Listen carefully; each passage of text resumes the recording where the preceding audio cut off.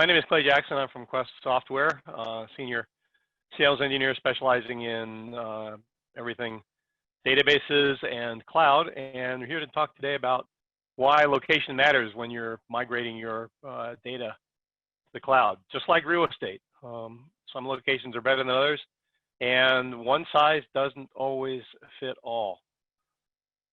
Of course, you can do something here as this company has, and you move your data indefinitely for free, but now you're talking to the NSA. You really want your data accessible by the NSA. So how do you choose your location wisely? Some of the things you might want to consider, first of all, are security and compliance. If you've got HIPAA or medical data, you probably don't want to put that in the cloud or let your researchers take that data home with them on laptop computers. The VA had a pretty spectacular breach because of that not too long ago. Same with PCI, credit card numbers and accounts and things of that nature. And even good old Sarbanes-Oxley that we've been living with for a long time. Also, you want to consider things like performance and network traffic, where your data is located can be very important. If all your data users are here in the US, you probably don't want to locate your data in Singapore or India or somewhere in China. So deployment and service models, when you're talking about clouds, are the key to where you're going to locate your data. Sometimes your physical location can be important. Okay, you can keep your data behind guards and guns and make sure that people can't access it. No man-in-the-middle attacks, no network attacks, no data leaving your premises and getting into laptops and other places where people might be able to find it. Now, one thing you want to consider there is if you're doing software as a service, that's probably going to be remote. Your data is probably going to be remote, and you may not have much choice as to where you put it. So public cloud, okay, least expensive, least secure. It's very easy to expand and contract. Network traffic may be an issue. You want to consider bandwidth, cost, and latency. A lot of times you'll find that vendors charge for ingress and egress of data from the cloud, or they'll charge you very little to put your data into the cloud, but getting it back out may be expensive. So look at those things and consider those as you go. Community cloud, more secure than public. In fact, one of the early community clouds was built up for just that, the intelligence community cloud that was built inside the Amazon Gov environment. Easy expansion and contraction, but there may be some limits. It's going to cost more. Data sharing is easier, but you still got network traffic as an issue. Private cloud, now you've got to decide whether you want to go on-premise or remote. But again, don't look and think that you can't do private cloud remotely. You certainly can. Amazon does that all the time, so does Oracle. It's the most secure. Your hardware, your clouds, everything in your environment behind a cage or in a cage. It's most costly, and expansion may be limited, but it can also be located near your customer or near where you are, so you might have faster access doing private cloud than you would with any other cloud environment. Software as a service we talked about. It's almost always remote, no infrastructure costs, but you're giving up security and in some cases control of your data. And you want to make sure that data is really yours. If you're using data from a software as a service vendor somewhere, make sure you have control over that data, or you can trace that data and the data is in fact yours. And again, you've got the network to look out for. Platform as a service, again, almost always remote, reduced infrastructure costs. Security is still concerned. You're relying on a vendor to do that for you. Control can be a concern, and again, is the data really yours? And still network traffic. Infrastructure.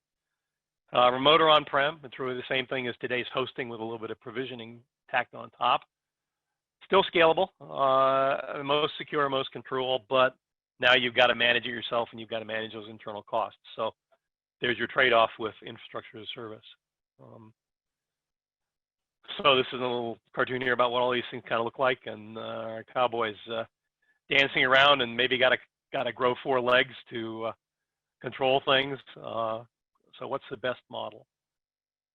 Well, we think that hybrid cloud is probably where you want to go. You're going to get the best of all of the above. You can pick and choose where you want to put your data, some of it on-prem, some of it in the cloud. We had to work with a customer that was a medical company doing electronic medical records.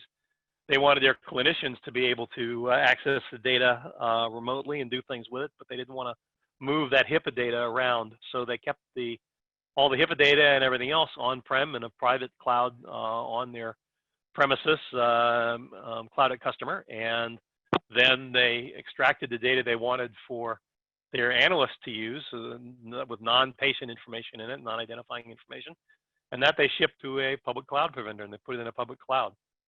So you really do get the best of both worlds. Completely eliminate on-premise costs, but you can control them because you're only keeping the stuff on-premise that needs to be on-premise. It's probably the most resource intensive, but it does address network and security concerns. And again, you can put the data where you want it. If you got users in Singapore, you can put some data in Singapore and some data in Portland, Oregon, and you're not going to have to deal with network latency and some of those other issues. And that very quickly was an overview of why location matters in the cloud. So back to you, Mary, for any questions. Well, okay, Q&A. Let's make sure that people know they can ask questions. I had a question though, Clay. You were talking about Singapore and international and all that. Some countries have gotten quite picky about where data originating in that country is actually stored. How is Quest dealing with something like that? And then I'm going to throw it to Elliot as well. Great question, and that does bring up that as another possible concern, is the whole idea of transnational data flow. So again, you keep your data where it originates, or where the governing bodies of your that control your data or regulate you say you need to keep it. Again, you might have a situation where you've got data from England. A multinational might have financial data in England and financial data in Brussels. So you replicate your company structure data between the two data centers, but you keep your English financials in England and your Brussels, your Luxembourg financials in Luxembourg, and so on. And we actually have a number of companies that are doing that, and you can facilitate that with data replication or with distributed databases. Again, there you need to consider the cost of networks and your network traffic, but that is one way to do it. Mm-hmm. Bigger concern, though, seems to be more around the latency. We had working with a customer that had the data center in San Francisco and the data center in Singapore, and they discovered that it took 300 times longer to get the data out of Singapore than it did get it locally out of San Francisco. So they were more concerned about the speed and network latency than they were about location. But either way, again, that's another reason why, as we say, location matters. Mm-hmm, mm-hmm. But isn't it also a question of access? And that comes kind of under information governance, that there's a possibility that information stored in one country simply cannot be accessed by someone in a different country for one reason or another. Exactly.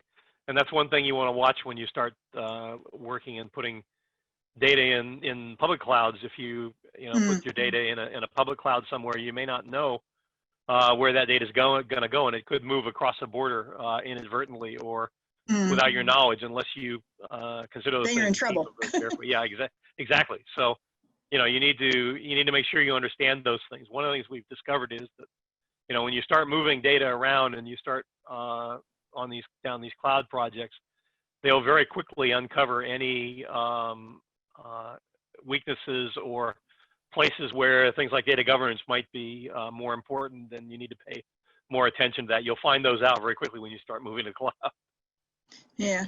Elliot, what's your view on this?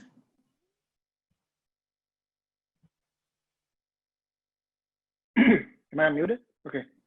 Yeah, there you are. You're not muted, but your video's not on. Yeah. There you go. Yeah, to me, I think the technology exists, right? It's more, it comes down to like compliance questions. So I know some countries, the data cannot leave that country, or different countries cannot be accessed by someone else, right? So those kind of requirements are, so once you have the requirements, I believe the technology already exists. For example, the object storage that we have, There are different type of buckets that you can use. For example, there's there's zonal buckets, regional buckets, or cross-regional. So those kind of things are exist. It really depends on the requirements.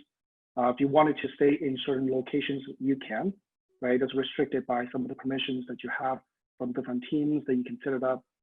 You know, how the data can stay in one location without replicating to another, or vice versa, right? If you want to replicate in 2 different locations, you can actually choose. I want to replicate in the West and East, or I want to replicate all the way to like the Europe. You are okay to do that, but just make sure there's certain requirements and compliance you want to achieve. We have another question here about comparing the idea of the public cloud. Is it more expensive than an on-prem? Thoughts about how this affects consuming. I'm not quite sure what that piece of this question is, but let's talk about the idea of public cloud and on-prem in terms of cost, expense, et cetera. Go ahead, Elliot. Oh, me? Okay, I thought Clay wanted to answer. I started with Clay last time. It's your turn this time. I'm gonna throw in my ideas.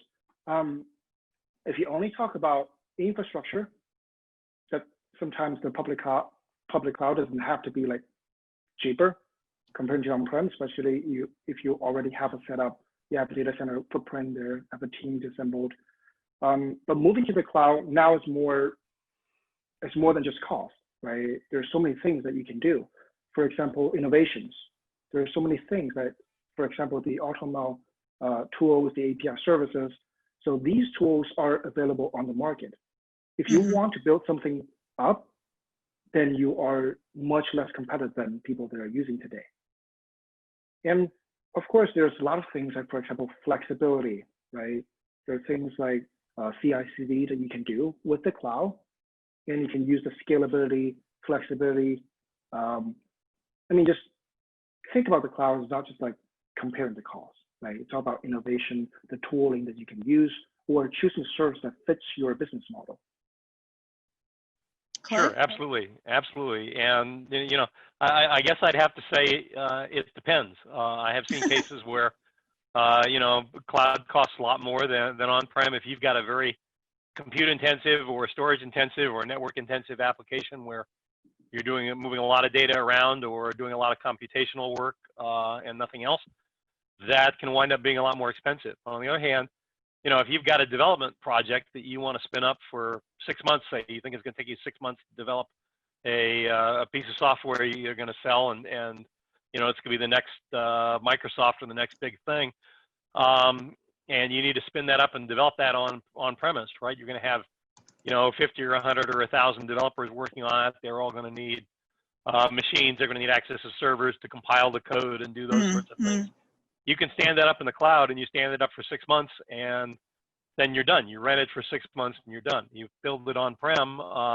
You've got to go out and install the hardware, configure it, buy a data center, rent a data center, all of those things, and you're going to be, you know, you're going to be 2 or 3 times the cost of that infrastructure in the cloud very, very quickly. So it depends, but it's something you have to watch. I mean, that's why we think hybrid is the answer, is because there's going to be something where it will make sense to keep it on-prem, particularly if you already have big data centers, as Elliot said, and in other cases where, you know, a quick little development project to spin up something in the cloud. When you're done, turn it off, and you're not paying for it anymore. Thinking about the hybrid cloud, one of the things I keep hearing is the issue of security with cloud. Frequently, this is because people don't understand what it means when you say, let's put our data in the cloud, because that phrase means absolutely nothing most of the time. So what are the security implications of the various types of clouds you've been talking about, both you and Elliot? I'll go first on this one. Well, you know, and part of that too is, how do you explain to the decision makers that data is secure? Well, again, it's going to kind of depend, and I guess I'll use the example of one of the VA pieces on that. And there was a particular breach about 2 or 3 years ago where a VA hospital had all their data, you know, was on-premise in an on-premise system behind their firewalls and the networks. They were literally air-gapped. There was no outside network access. And then they decided, oh, let's move some of the data to the cloud. And so they built a very secure network connection with VPN and so on between their data center and their cloud provider. And then they said, well, let's let some of our researchers access the data and download the data onto their laptops so they can take it home, or access the data from their laptops home. And sure enough, somebody's laptop got stolen and then they had a breach. So, you know, those are some of the things you have to consider: is where's the data not only when it's in situ in storage, where it is at rest, but where it's moving and how you're moving it around. Now, on the other hand, you know, there are hundreds of cases where companies have, you know, not made patches, their own old versions of OS. There's still companies out there running Windows 7, right, or Windows NT. Yeah. And those are full of security holes that aren't going to be patched. And, you know, Amazon and I'm sure Google and all the cloud providers have many, many more people working security and working on patching OSs and things like that than any major company could have, even a large company could have. So, you know, from that standpoint, cloud is probably more secure than an on-premise environment. So you have to look at those things. And again, that's where your governance comes in. That's where going in kind of eyes wide open and understanding what you're doing goes in. And, you know, good security is good security, whether it's in the cloud or anywhere else. That's true. Very true. Elliot, do you have comments? Yeah, I mean, the world's changing. One concept that I want to show is the cloud is not less secure. The cloud is actually more secure than many data centers, right? For example, all the practices that we do in Google data centers in different layers, right? Access layer, physical layers, network layer.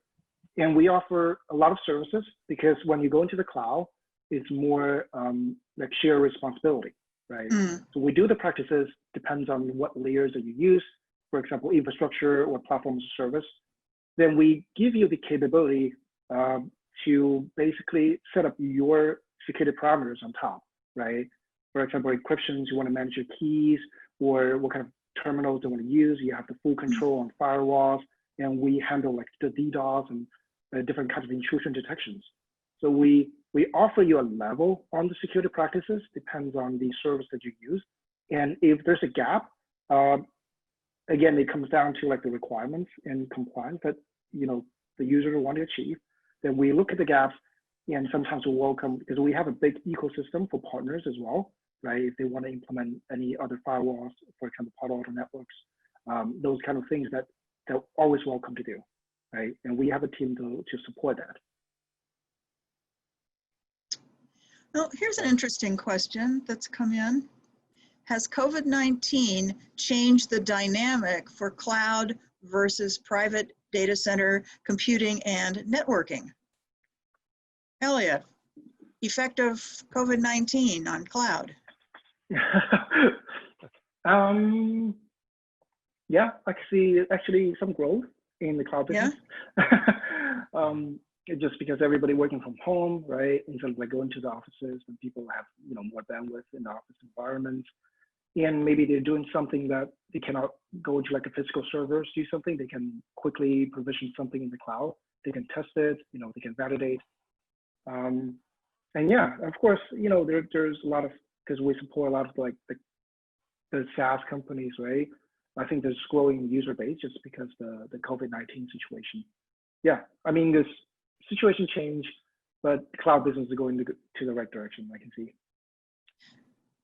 Well, yeah, I have to, go ahead. Yeah, as we were talking earlier too, it's not just the COVID-19 right now, it's the fact that people are probably going to be working from home much more than they used to in the past, which suggests that the trend that you've identified, Elliot, it is not just restricted to COVID-19, it's as more people work from home, we're going to see more interest in cloud. Yep, COVID-19 definitely gives the boost. Yeah, I mean, COVID-19 definitely gives the boost, but working from home or, you know, spin up a virtual environment in the cloud instead of like testing physical servers, and that is a trend. Clay? Yeah, I'd have to agree. And I think one of the things we're seeing is that, we actually had customers tell us, well, I wanted to add a server to my data center, but the vendor can't ship the hardware and I can't get there. So we'll put it in the cloud, and the cloud capacity is there or still there. Although we've also seen some cases where, cloud vendors are having trouble keeping up with demand and capacity as well, and network vendors. So, it's kind of a two-edged sword. But yeah, I definitely think that the work from home and the stay at home has sped up what was really coming all along. Interesting. So on-premise is not as popular because nobody can get to the premise. That makes sense, actually. Elliot, I was wondering, when you were talking about the model zoo and model quality, that you were talking about it, I'm assuming, from a Google engineering standpoint, that you don't actually look at a customer's data and say, there's something wrong with this data, except from a technical perspective. We hear a lot about bias in data, but I think that's beyond what Google can do. Is that right or not? We offer the tool. Sometimes we also have consulting service as well. We call it professional service. So it depends on, because we don't look at customer data, but all the AI projects, they have, regulations, they have compliance, right? They have to do in order to start that project. So first we hope that everybody will follow that regulations. And if, Google needs to, for example, the professional service that needs to involve in the project, usually we sit down with the users, understand the use case, look at their data, and that type of service. We also follow the guidance, right? So we're making sure that's within the boundary for the AI. Okay. I liked your recommendation that people should spend time with their data. I think that was my favorite. Yeah, I mean, that's because I've worked with a lot of enterprise companies. They collect a lot of data, right? Right. And they're using only a very small portion of it, right?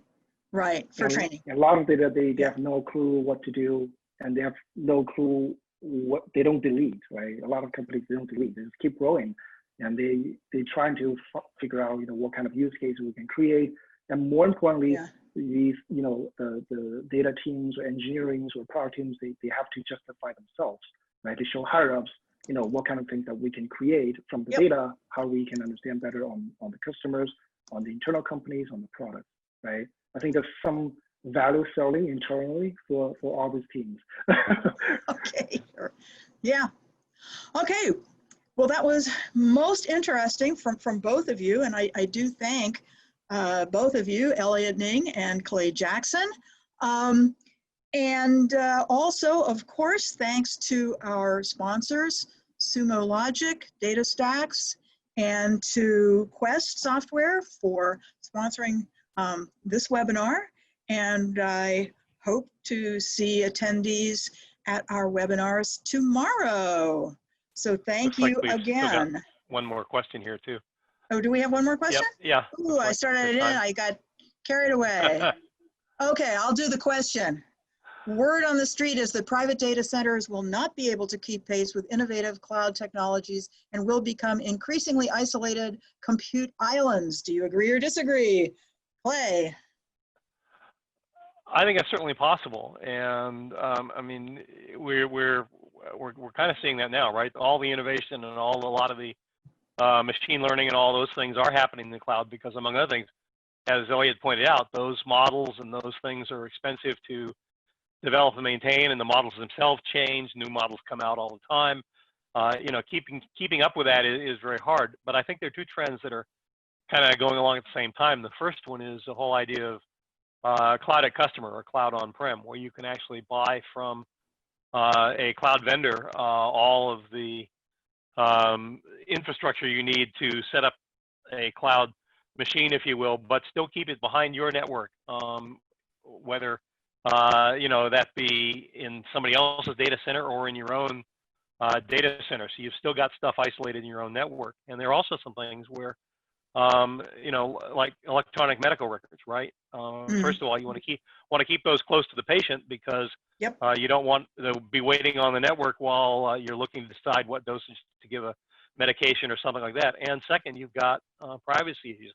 I had the CTO of a major hospital tell me at a conference late last year that he didn't ever think that he never saw EMR moving to an off-premise system. He said, yeah, you know, that they already had a private cloud in their environment, but it was cloud on-premise, right? They had the data in their own data center in their own environment, and he said he never saw that moving. So, okay, Elliot? Yeah, very quick comment. I mean, a few years ago, everybody's going to cloud, right? And after a few years, everybody like trying to go back to on-prem. I mean, that's the trend. Hybrid cloud, it's everybody wants. I know Microsoft's doing it, AWS doing it, and we are doing it too, right? We have the Anthos that's basically you can install anywhere on-prem or other clouds.